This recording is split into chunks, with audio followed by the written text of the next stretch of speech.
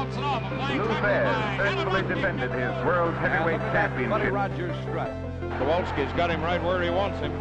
Dory Funk Jr. wanting that world heavyweight championship. 10 pounds of pure gold. Simon Felder's Dusty Rhodes has just become the world heavyweight wrestling champion. Presenting the greatest organization in wrestling history. We always deliver on our promises at the National Wrestling Alliance. Yeah, but pretty hard, and look at what are you gonna work now? Oh! Hey everybody, it's Durger time. Thank you for joining me once again for another episode of NWA The Dynasty. We are 4 days away to enter the Cody-Verse. Finally, that pay-per-view is ready to come in, and we are going to be airing it on Fight. We are airing our TV show on IWTV. We're still looking for new broadcasters, though. Right now, not a lot of options for us. If you look in the US, it's basically Twitch, Mav, and that's it. And Mav ain't going to take her deal for a 1.5 hour show, and the deal they did give us last time was not fantastic. So maybe we're stuck on IWTV for the time. Don't know. Twitch wouldn't be a bad option if they would take it. I don't think they would, though. I still wouldn't like the 1.5 hour show, which is a problem because we want to do a 2 hour show or at least a 1.5 hour show. Though, it's something I've talked about in the Discord before, and I may have talked about it on air. I'm not super thrilled with how broadcasters are set up in this save, and in this mod particularly. I think there's a lot of important broadcasters, especially on the high end, but even on the smaller end, that are just missing, that don't make sense, and maybe there's a balance issue, but I'm not a big fan of how things like YouTube and Twitch are set up. You know, Twitch is a free-to-air internet site, and YouTube is a free-to-air internet site. And, you know, I could take umbrage about the coverage. I think that makes sense for balance, but I feel like these should be commercial, really. You know, if you're a wrestling company, you're utilizing YouTube or utilizing Twitch, you're getting subs, you're getting subscriptions, you're getting donations, you're getting ad revenue split. Right now, if you were to play this, you would get nothing from YouTube at all. Just a slightly higher percentage. And then you're missing stuff. You're missing missing Peacock. You know, it's kind of weird that you have NBC as a network, but you don't have Peacock, and that's what WWE is currently running on. You don't have most of your streaming services, HBO, stuff like that. You just have like Hulu. It seems like it's very much stuff that you would find in the UK, but not a lot of stuff in the US. And it's kind of bringing it up because I've been thinking about maybe making an addition and adding some networks in. I had to do some testing. I had to see how it would work. But what I want to do is I want to make a add-on pack that would be available to all subscribers that would add some broadcasters in to your save. Hopefully it would be relatively balanced, but just add extra networks that aren't really represented on here. Add a lot of the streaming services that aren't on here, like there's no Disney, there's no Peacock, there's no Paramount Plus, there's no Apple Plus, and you know there's no Amazon. And these are things that maybe they're not showing wrestling currently, but they could show up in the future. Now, our game, we're not going to get a Peacock deal, right? But there's some smaller guys that might benefit branching out. So I'm probably going to add them to the save, but let me know if that's something you would want me to keep separate and something that would be downloadable to add into your save. If you're interested in sort of an expansion of broadcasters, let me know in the comments. Anyways, we have a show. We have a tournament to still go. It's still going. God, it's going to take so long.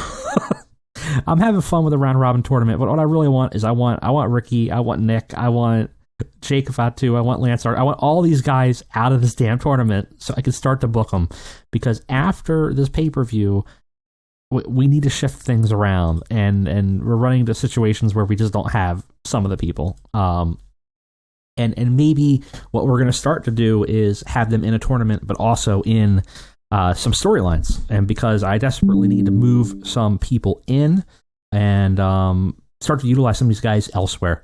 But we're still going to kick it with like a pre-show that's basically every show, a ton of these tournaments, trying to complete it with some of the best looking ones on the show. And that'll be no exception here on Into the Cody-Verse.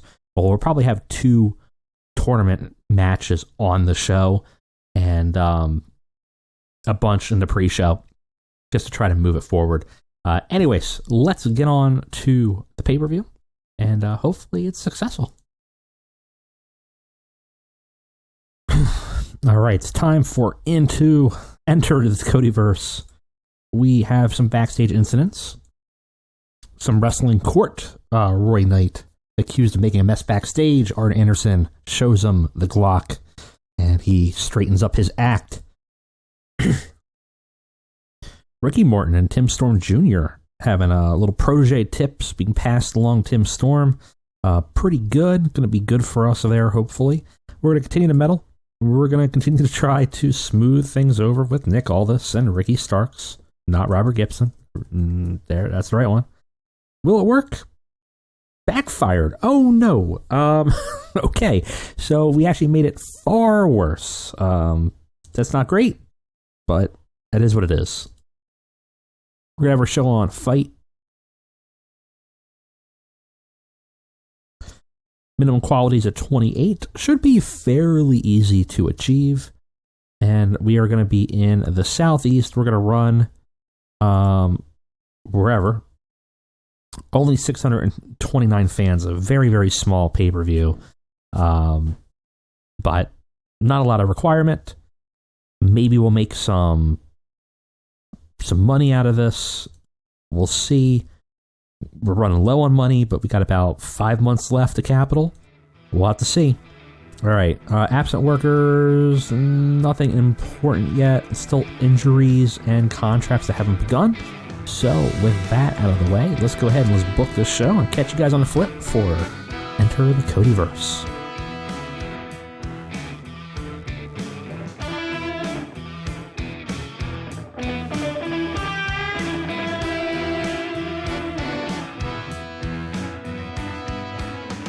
All right, guys, we are here for Enter the Cody-Verse. We got 218 minutes on the clock, 3 pre-show matches, a whole bunch of tournament, and some nonsense that goes on in this show.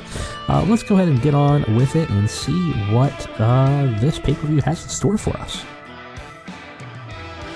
Starting off the pre-show, we just started off with all the women that weren't on the show. Give everyone that we can some opportunity to be on the pay-per-view, do some work, hopefully not be upset they were left on the main show. In this one, Ramona Riot runs through everybody and ends up defeating Delilah Doom, then Allie Katch, then Kimberly, then Kylie Ray, and then Mickie James, giving her a little bit of a contendership going on, give her some legitimacy, and obviously giving everybody something to do. It does pretty well, 50 overall, so can't really complain about that. In the first of many of these tournaments, as we try to get the Strongbow Memorial Tournament well through the halfway part mark here, we have Colby Corino versus Homicide. In fact, I think I have every possible match that we could have for the tournament, either in the pre-show or the main show. So let's see how this shakes out. In a bit of an upset, Colby Corino gets a win against Homicide in 11 minutes of submission. Gets a 49. It's actually not too bad. Colby Corino has a 51. Homicide has a 47. Seemed like a good opportunity at the time to give Colby a win, keep him in the tournament. Well, he's very unlikely to win at this point, but there's a high prospect on Colby Corino, and we want to kind of continue that momentum there. Someone who does not have momentum and does not continue momentum and does not get an upset win is Joe Axel Henning, who gets soundly defeated in 12 minutes after a bulldog bomb by Davey Boy Smith Jr. Davey Boy Smith had 48. Joe Henning's got a respectable 44 just right now. Not moving on with him with doing much. I suspect we will going forward. He's probably going to be a lackey for somebody once I kind of form a stable that could fit him. But right now, he's an easy person to get the L here. And starting off the show, we have this sort of grudge match between Jamie Hayter and Kota Kai here. And it's not great. They didn't click at all. It showed in their performance. They got the show off to a strong start, but ultimately only got us a 37. Had fantastic heat, though, for the build. Jamie Hayter defeats Kota Kai with a curb stomp. Yeah, not a great way to start the show, but I mean, well, at least we got the crowd invested, I suppose. A match that's surprisingly better. It was really just an opportunity to get people on the card. We have the random assortment of tag matches here between the Clone Dynasty, the End, Midnight Heat, and then a weird combo of Mance Warner and Ricky Knight Jr. In this match, we give Mance Warner a win. Mance and Ricky Knight defeat the End, Midnight Heat, Clone Dynasty, and pins Mike Perro. Mance Warner ahead of everybody else, head and shoulders. I'm kind of thinking about... I wanted to see if they had any chemistry, which it didn't really seem like they did. But looking at new tag teams, and I was like, we're not doing much with Mance Warner yet. We're not doing much with Ricky Knight. Maybe we can kind of move them up a little bit and give them a little bit of opportunity. Mance with a 58, so he could carry Ricky, and Ricky's only at a 39, so not too bad, I gotta say. If they stay as a tag team, what's this tag team name between Mance Warner and Ricky Knight Jr.? I don't know. But kind of an interesting pairing, but I wanted to try it out and give her as many people on the card as we could. In another of our Strongbow Memorial matches, we got Chris Adonis versus Jacob Fatu. Fatu's a man I desperately want to get out of this tournament so we can start doing some stuff. He has a 69 in this match. Chris Adonis has a respectable 41. Ultimately, though, Jacob Fatu defeats Chris Adonis in 7 minutes with submission. It's a very short match. Jacob's on a short list of potentially winning this tournament, doing very well for himself with a 44, and the match overall having a 44, which could have been better considering Fatu's in-ring performance, but it was also a very short match, so that kind of makes sense.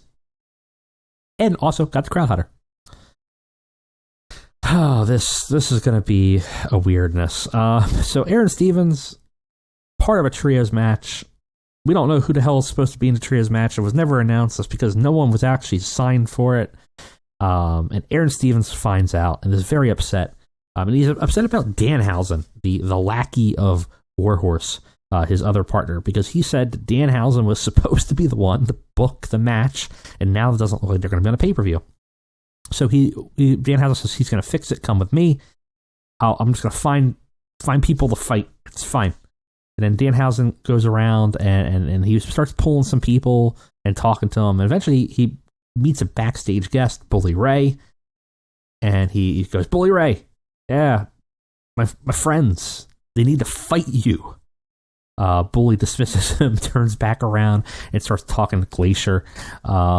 Aaron seems to be trying to stop Danhausen at this point. He's not interested in fighting Bully Ray. Goes like, and then Danhausen continues to start poking at Bully Ray's back, and Bully Ray turns around and is like, what?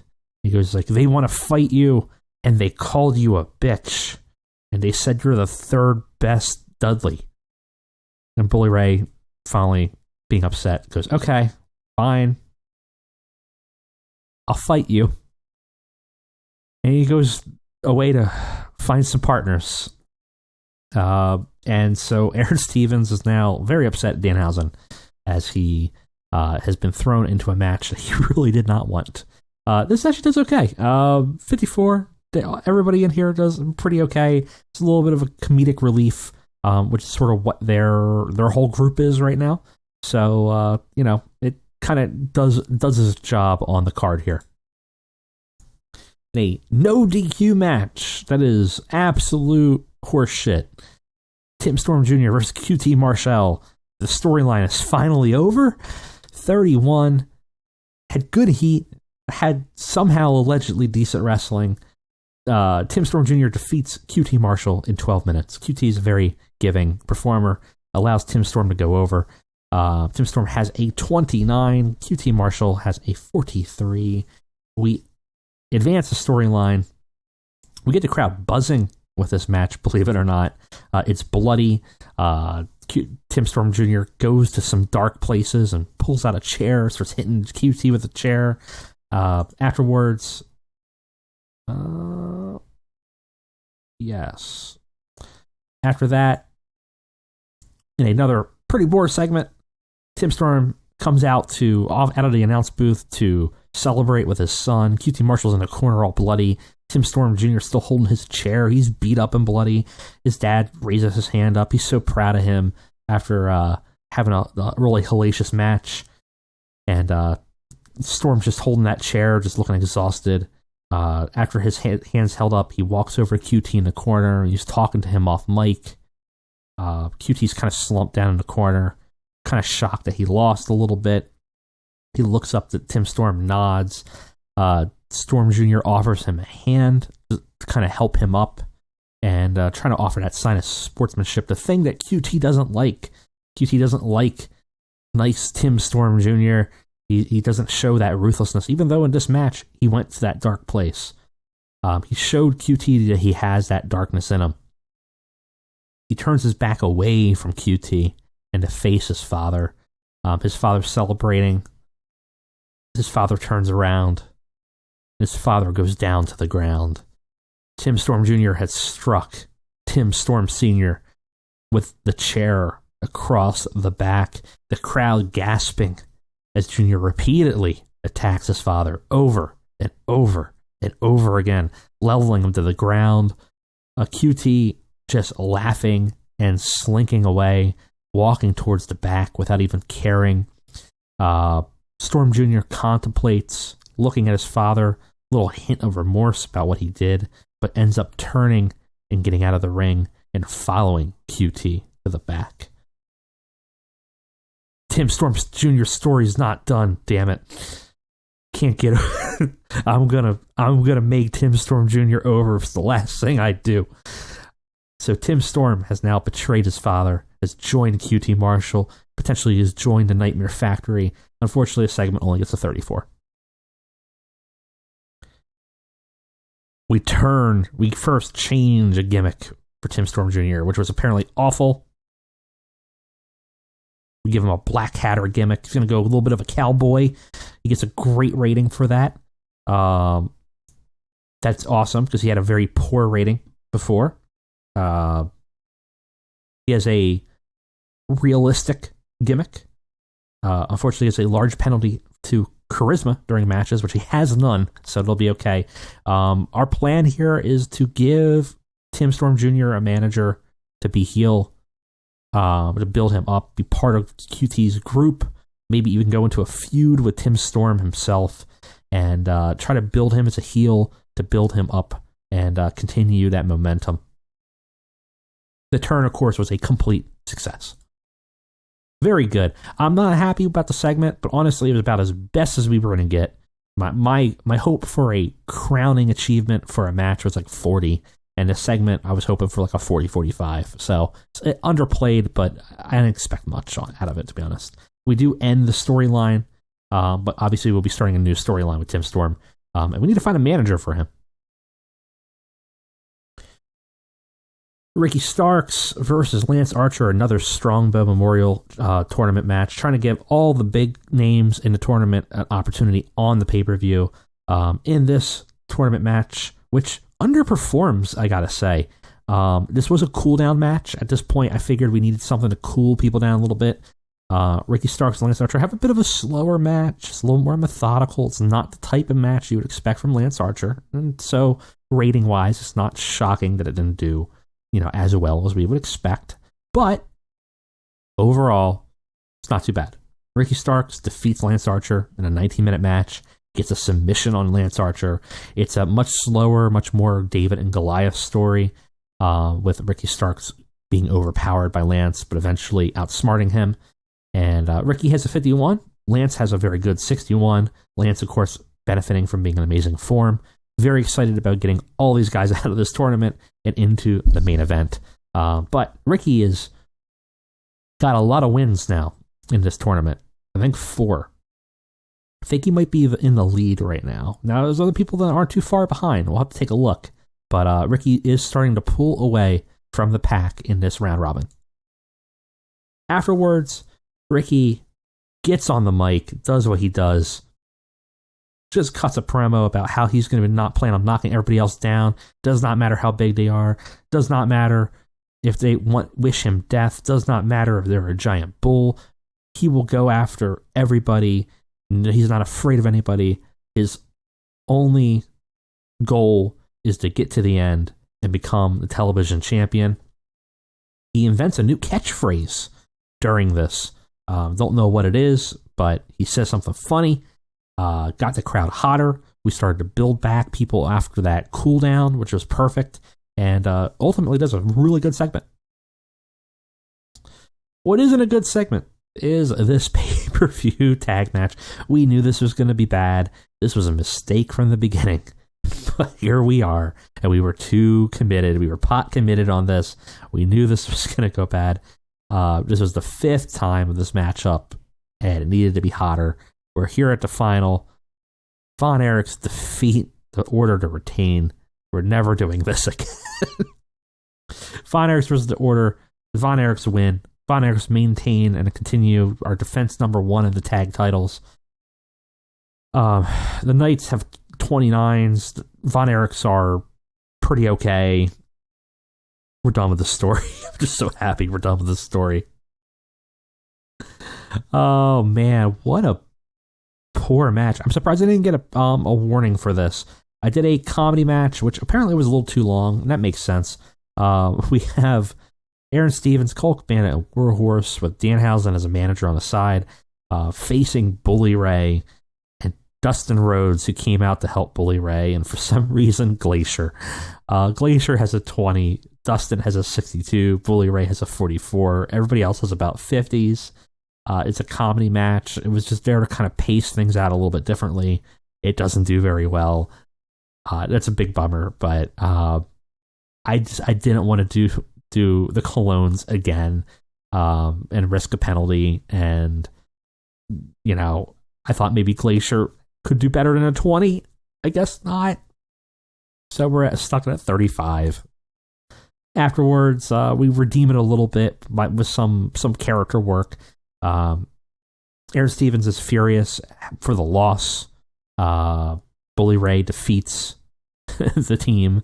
And Colt was the one that got pinned. He abandons Colt and Warhorse and storms off to the back. Colt follows him, trying to talk some sense into him. Aaron is clearly feeling like he's sort of being made a joke here, and he started as a friend with Colt to try to help him out. Now maybe starting to regret it. So we're probably starting to see the beginnings of something happening here. And ultimately gets us a 49, much better than what we were dealing with earlier. Then we have a match. I'm shocked that this does so poor. Nick Aldis and Black Taurus. Black Taurus defeats Nick Aldis in 11 minutes by pinfall. Part of Strongbow Memorial Tournament again. Black Taurus also cranking out wins. Nick has a 50. Black Taurus has a 62. Not sure why it's only a 45. They did get the crowd hotter. That's a bit of a bummer. Match that does surprisingly better though is our women's championship match. Thunder Rosa versus Allison Kay. It's considered exceptional. Allison Kay only has a 49. Thunder Rosa actually carrying it with a 64. But got the crowd buzzing, and Allison Kay defeats Thunder Rosa, maintains the women's championship, makes defense number 1 of it. Gets us ultimately a 49 for this. Afterwards, Jamie Hayter comes out to stare down Allison Kay from the ramp, clearly signifying that she wants the shot next, and gains some heat between both of them. Segment's ultimately just sort of okay. It's a 48, but we kind of see clear signs that Hayter's now ready for a challenge for the belt, and we'll have to see how that goes. And then leading into our main event, we have a ridiculous Cody Rhodes entrance. He's coming from the pyro. He's going up from the floor. He's got the dog. He's got the posse. The routine. He's here for big match. Cody is here for the title match. He's here for the pomp and circumstance. And ultimately, the crowd sucks it down. 61. Brandy's there at ringside, also doing good chemistry work between them. And in the main event, we got Cody Rhodes, Ace Austin, Eddie Kingston, and it's considered an exceptional match. It's a long one, 31 minutes, and ultimately gets a 57. Could have been a little bit better, but something about the pacing of the show kind of got us to maybe lose some of the crowd here. Ultimately, though, Cody Rhodes defeats Ace Austin and Eddie Kingston. Cody pins Eddie with a crossroads. He makes defense number 2 of the title. Ace Austin struggling to keep up. There is a specific finish that was supposed to be here, but for some reason it did not call it out. I think there's a problem whenever you do a triple threat where it doesn't always call it out. But Eddie Kingston was attacked by Zicky Dice, and when the ref wasn't looking, which allowed Cody to easily get the crossroads applied. Unclear whether Ace Austin was trying to get the pin and got knocked out, but it was very clear that Zicky Dice deliberately attacked Eddie and not Cody, and then Cody was able to capitalize on it.